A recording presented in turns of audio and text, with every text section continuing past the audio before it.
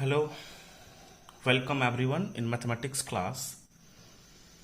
आज जो आप लोग को नया टॉपिक जो है पढ़ना है, एक नया चैप्टर शुरू हम कर रहे हैं पावर्स का, जिसको हम लोग एक्सपोनेंट भी कहते हैं, इंडिसेस भी कहते हैं। आप इसको पावर्स को आप एक्सपोनेंट भी कह सकते हैं या आप इसे इंडेक्स भी कह सकते हैं। तो ये अलग अलग नाम से जाना जाता है। तो आप किसी बुक में आपको पावर्स लिख के देगा, किसी बुक में एक्सपोनेंट्स लिख के देगा, किसी बुक में इंडेक्स लिख के देगा। तो ये तीनों सेम ही चीज है। ये क्लास 7 में भी हम लोगों ने पढ़ा है और आज इस क्लास 8 में भी पढ़ेंगे, 9th में भी है। ये आपका टॉपिक क्लास 10th में भी है, तो इस कारण से इसका लॉन्ग टाइम इंपॉर्टेंट है आपके लिए। तो चलिए हम लोग शुरू करते हैं। एक्सपोनेंट तो ये कहता क्या, एक्सपोनेंट है क्या, या पावर या इंडेक्स कहता क्या है कि एन एक्सपोनेंट और index is a number which indicate that how many times the base is appeared as a repeated factor. यानी यह कहता है, पावर कहता है कि कोई भी नंबर कितनी दफा रिपीट हुआ है, वो अपने मल्टीप्लिकेशन के फॉर्म में कितनी दफा रिपीट हुआ है। कहने का मतलब कि अगर हम 2 पर पावर 7 लिखते हैं तो इसका मतलब है कि 2 को 7 टाइम रिपीट किया गया है मल्टीप्लिकेशन के फॉर्म में। 1 2 3 4 5 6 एंड 7। अगर हम लिखते हैं 4/3 पर पावर 5, इसका मतलब है कि 4/3 इंटू 4/3 इंटू 4/3 इंटू 4/3 इंटू 4/3, यानी हम इसको 5 टाइम्स लिखेंगे। तो पावर, तो यहाँ पे ये जो मेरा है इसको हम लोग पावर बोलते हैं, और ये जो है इसको हम लोग बेस बोलते हैं। 2 टू द पावर 7, तो 2 को हम लोग बेस बोलते हैं और 7 को पावर बोलते हैं, या इसी को एक्सपोनेंट भी बोलते हैं, तो इसी को इंडेक्स भी बोलते हैं। तो ये हमें यही बताता है कि यह बेस को मल्टीप्लिकेशन के फॉर्म में कितनी दफा रिपीट करेगा। तो 2 टू द पावर 7 था, तो इसका मतलब है 7 टाइम्स में 2 को मल्टीप्लाई के फॉर्म में लिखना है। 4/3 पर पावर 5 था, तो इसका मतलब था 4/3 को 5 टाइम्स मल्टीप्लिकेशन के फॉर्म में लिखना है। तो उसके बाद उसी चीज को हमने जो आपको एग्जाम्पल दिखाया, उसी एग्जाम्पल का जनरल फॉर्म हम लोग लिखते हैं कि if A is any rational number and n is a positive integer. अगर ए कोई रैशनल नंबर हो और एन क्या हो, कोई पॉजिटिव इंटीजर हो, then continued product a into A so on N times can be expressed in exponential notation as a to the power n. यानी a अगर कोई नंबर हो, रैशनल नंबर हो, और उस पर एन कोई पॉजिटिव इंटीजर हो, तो हम जो है ए को ए इंटू ए सो ऑन कितनी दफा लिख सकते हैं, एन दफा लिख सकते हैं। क्यों? क्योंकि हम लोग लिखे हुए हैं कि हमको एन टाइम्स हमको क्या करना है, उसको लिखना है। तो यह एक्सपोनेंशियल फॉर्म जो होगा, इसका एक्सपोनेंशियल नोटेशन होगा A to the power N equal to A into A so on N times, and read as A raise to power N. जो हम आपको A to the power N कह रहे हैं वो भी कह सकते हैं, या आपको आप ये भी बोल सकते हैं A raise to the power N. जिसको यहाँ पे अगर आप इसको पढ़िएगा तो क्या पढ़िएगा, A raise to the power N या A to the power N. तो देखिए यहाँ पे ए का क्या परिचय है, तो ए यहाँ पे बेस है, और एन का क्या परिचय है, तो एन जो है ए का एक्सपोनेंट कह सकते हैं, इंडेक्स कह सकते हैं, आप पावर कह सकते हैं। तो इस एक्सपोनेंट को पढ़ने के लिए कुछ लॉ है, जिस लॉ के तहत हम जो है इस पूरे चैप्टर को पढ़ते हैं, इसके क्वेश्चन के सॉल्यूशन को देखते हैं। जो पहला लॉ आप लोगों के सामने है कि अगर A to the power M into A to the power N हो, तो हम उसको लिख सकते हैं A to the power M plus N. अब ये आप थोड़ा सा ध्यान दीजिए कि इसका क्या कहने का मतलब है कि अगर दो नंबर्स मल्टीप्लिकेशन के फॉर्म में हो, ध्यान से समझिएगा कि दो नंबर के बीच का जो रिलेशन हो मल्टीप्लिकेशन हो, दोनों का बेस सेम हो, तो उस कंडीशन में बेस एक हो जाता है और पावर क्या होता है, ऐड हो जाता है। अगर A to the power N in A to the power M into A to the power N equal to A to the power M plus N, यानी कि अगर बेस सेम हो, तो बेस देखिए क्या है, ए और ए है, और उसका एक्सपोनेंट सेम भी हो या अलग हो तो कोई मतलब नहीं है, लेकिन बेस सेम होना चाहिए। तो उस कंडीशन में पावर क्या होगा, जुटेगा। जैसे देखिए 2 टू द पावर 4 और इंटू 2 टू द पावर 7, तो इक्वल टू क्या, 2 टू द पावर 4 प्लस 7, यानी बेस सेम था 2, तो बेस 2 ही रह गया, और दोनों पावर आपस में जुटकर क्या हो गया, 2 टू द पावर 11। यही इसका आंसर है, एक्सपोनेंशियल फॉर्म में ये इसका आंसर है। और भी एग्जाम्पल आप देखना चाहे तो देख सकते हैं। जैसे अगर हम आपको बोले 5/3 पर पावर 2 इंटू 5/3 पर पावर 5, तो इसका मतलब क्या हुआ कि बेस फिर से हमें 5/3 तो 5/3 पर पावर 2 प्लस 5, यानी 5/3 पर पावर कितना लिख सकते हैं 7। ये मेरा आंसर हो गया। फिर जो दूसरा लॉ कहता है आपका कि अगर 8 to the power m divided by 8 to the power n equal to 8 to the power m minus n, यानी अगर a पर पावर m हो और a पर पावर n हो और दोनों के बीच डिवीजन का रिलेशन हो, बेस सेम हो और दोनों के बीच डिवीजन का रिलेशन हो, तो पावर जो होता है बड़े जो न्यूमरेटर के पावर में डिनोमिनेटर के पावर को माइनस कर देते हैं।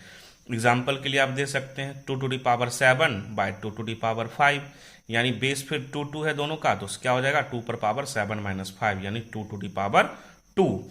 अब नेक्स्ट देखिए इसी का जो दूसरा एग्जांपल है 4 पर पावर 7 बाय 4 पर पावर 9, तो यानी हम बेस फिर से सेम है तो 4 पर पावर 7 माइनस 9, तो अब 7 में से 9 को माइनस कीजिएगा तो 4 पर पावर -2। अब इस चीज को नोटिस कीजिएगा कि 4 पर पावर -2 को हम आगे जो है फिर दूसरे फॉर्म में भी लिख सकते हैं। आपको हम यहाँ पे लिख कर दिखा सकते हैं, बता देते हैं कि 4 पर पावर जो -2 है, 4 पर पावर -2 को हम 1/4 पर पावर 2 के रूप में लिखते हैं, और इसके लिए भी एक लॉ है जो हम आगे पढ़ेंगे और वहां पे हम रिमाइंड कर देंगे कि मैंने आपको पहले बताया था कि लॉ ऐसा है। तो आप लोग बने रहिए कि 4 पर पावर -2 को हम लोग 1/4 पर पावर 2 लिख सकते हैं। तो इस तरीके से आपका जो नेक्स्ट लॉ है, लॉ 3 कहता है a पर power m into power n, a to the power m पर पावर n, यानी पावर के ऊपर पावर है, तो उस कंडीशन में हम दोनों पावर को आपस में मल्टीप्लाई कर देते हैं, यानी a to the power m into n। जैसे 4 पर पावर 3 पर होल पावर 2 है, यानी 4 पर पावर तो 3 था ही, इस पूरी पर पावर फिर 2 हो जाता है। तो पावर के ऊपर जब पावर हो तो उस कंडीशन में हम लोग दोनों को मल्टीप्लाई कर देते हैं, यानी 4 पर पावर 3 इंटू 2 यानी 4 टू द पावर 6। सपोज अगर 4 पर पावर 2 इंटू -5 है तो क्या लिखेंगे 4 पर पावर 2 इंटू -5 यानी 4 टू द पावर -10। तो देखिए फिर से पावर नेगेटिव हो रहा है तो हम इसको पलट कर लिख देते हैं, क्योंकि इसके नीचे में नहीं कुछ है तो क्या है 1 है, तो इसको पलट कर नीचे लिखे तो 1/4 टू द पावर 10, यानी न्यूमरेटर को डिनोमिनेटर में, डिनोमिनेटर को न्यूमरेटर में लिखते हैं तो पावर जो नेगेटिव है वो पॉजिटिव फॉर्म में चला आता है। तो वही जो पीछे मैंने बोला, तो आपके इसके लिए एक स्पेशल नोट मैंने लिखा, आपको नोट के संदर्भ में मैं समझाऊंगा। लॉ नंबर 4 है कि अगर a इंटू बी पर होल पावर n है तो इसका मतलब है कि हम a पर पावर n और b पर पावर n भी लिख सकते हैं, यानी ये अलग अलग अगर है और इस पर पावर होल देके रखा है तो इसका मतलब है कि इस दोनों पर पावर n है, a पर भी पावर n है और b पर भी पावर n है, तो इसीलिए मैंने a पर पावर n इंटू b पर पावर n लिखा है।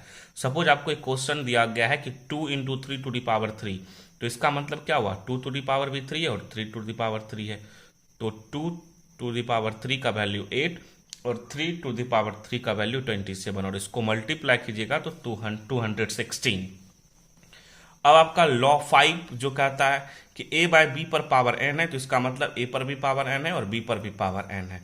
तो जैसे देखिए आपका एक क्वेश्चन है कि 2/5 पर पावर 3, तो इसका मतलब क्या 2 पर भी पावर 3, 5 पर भी पावर 3, तो 2 पर पावर 3 का मतलब 2 इंटू 2 इंटू 2, क्योंकि हम लोग पहले पढ़े कि जितनी दफा पावर है उसको उतनी दफा रिपीट करके मल्टीप्लीकेशन के फॉर्म में लिखना है।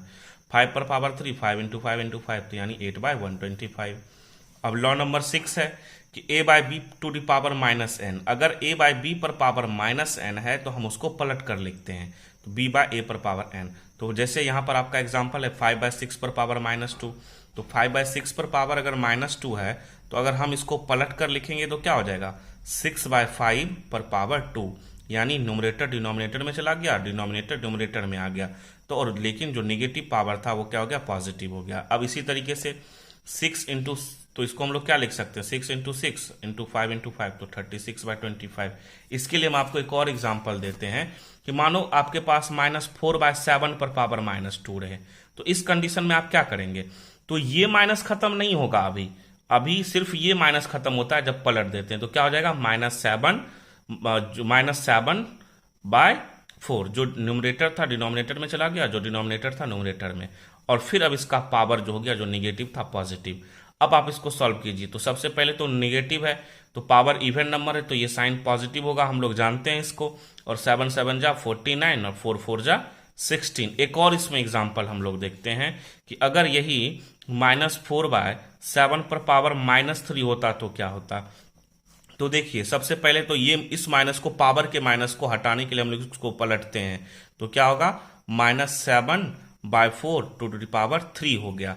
अब जब हम इसको सॉल्व करेंगे तो माइनस पर पावर ऑड नंबर है, तो अगर माइनस पर पावर ऑड नंबर होता है तो उसका साइन निगेटिव होता है, हम लोग जानते हैं। तो ये तो निगेटिव हो गया। और 7 पर पावर 3, तो 7 पर पावर 3 कितना हो जाएगा, आप लोग बता सकते हैं, 343, और 4 पर पावर 3 64, यानी इसका जो आंसर होगा आपके पास -343/64 होगा। इस चीज को आप लोग ध्यान में रखेंगे। अब जो नेक्स्ट हमने जो आपको बोला था कि मैं 2 नोट्स के रूप में लिखता हूं आपके लिए, कि अगर if A is any real number and M is any positive integer, A कोई रियल नंबर हो और एम कोई क्या हो, पॉजिटिव, एम इज कोई एनी पॉजिटिव इंटीजर हो, then A to the power minus M equal to A to the power M.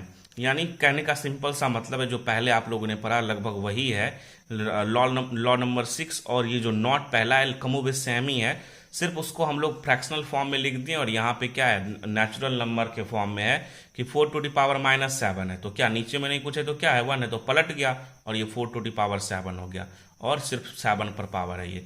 उसी तरीके से -6 पर पावर -3 मैंने डाला है, तो ये माइनस खत्म नहीं होता है, सिर्फ पावर का माइनस खत्म हो जाता है और नीचे का ऊपर पलट के चला जाता है। तो 1/6 लिखा, और जो निगेटिव पावर था वो क्या हो गया, पावर पॉजिटिव हो गया।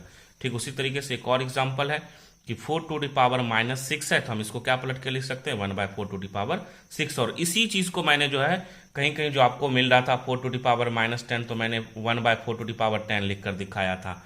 अब नॉट में जो दूसरा चीज है ये भी बहुत ज्यादा इंपॉर्टेंट है कि द जीरो एक्सपोनेंट, ये क्या कहता है कि for any non zero real number ए, अगर ए कोई नॉन जीरो रियल नंबर है, यानी जीरो के अलावा कोई भी नंबर है, जीरो के अलावा कोई भी नंबर अगर है, वो रियल नंबर का, वो रूट में हो, कुछ भी हो, और अगर उस पर पावर 0 हो, as we define as real number a, we define a to the power 0 equal to 1, और उस पर पावर 0 हो तो उसका वैल्यू हमेशा 1 होता है। जो मैंने एग्जांपल में दिखाया आपको कि 2 to the power 0 equal to 1, -7 पर पावर 0 इक्वल टू 1, 7/5 पर पावर 0 इक्वल टू 1। लेकिन 0 पर पावर 0 अगर आपको दे देगा तो वो 1 नहीं होता है, वो डिफाइन ही नहीं होता है, वो डिफाइन नहीं है। ठीक है, तो आप इस चीज को याद रखिएगा कि दुनिया का जितना भी नंबर है उस पर अगर पावर 0 डाल देंगे तो उसका वैल्यू तो 1 हो जाएगा, लेकिन अगर 0 पर पावर 0 डालेंगे तो उसका वैल्यू 1 नहीं होगा। ये मोस्ट इंपॉर्टेंट थिंग है। तो लॉ ऑफ एक्सपोनेंट में आप लोग के लिए आज इतना ही है। तो इसी के बेस पर सबसे पहले तो आपका काम है कि इस वीडियो को देखें, और इसके पीडीएफ को मैं आपको भेजूंगा। इस पीडीएफ को आप लोग लिख लेंगे अपने कॉपी में, और नेक्स्ट डे जो है हम लोग इस पर बेस्ड आपको क्वेश्चन को समझाएंगे। इस वीडियो में फिलहाल इतना ही। देखने के लिए बहुत बहुत धन्यवाद।